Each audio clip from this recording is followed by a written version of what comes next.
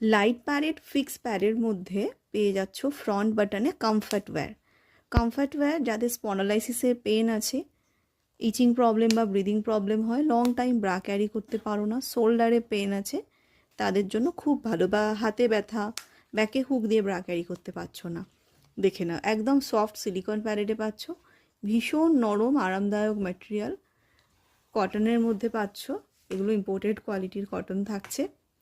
দুটো সাইজে আসে, একটা 32 থেকে আপ টু 36C, মানে 32, 34, 36 ABCD, 38-এর ABC কাপে সবাই ক্যারি করতে পারবে।